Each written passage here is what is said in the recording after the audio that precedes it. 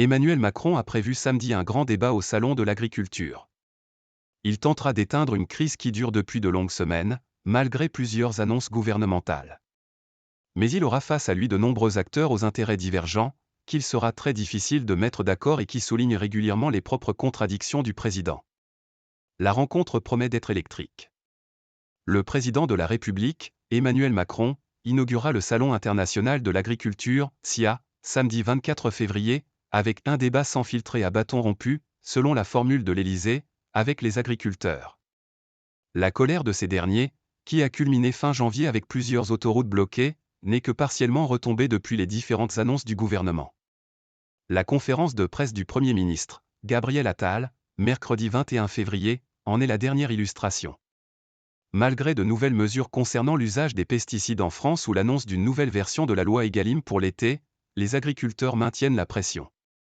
Le syndicat agricole majoritaire FNSEA et les jeunes agriculteurs, JA, ont notamment prévu à Paris vendredi soir un cortège d'agriculteurs emmenés par quelques tracteurs et se terminant devant les portes du salon, où plusieurs d'entre eux pourraient camper jusqu'à la venue du président le lendemain.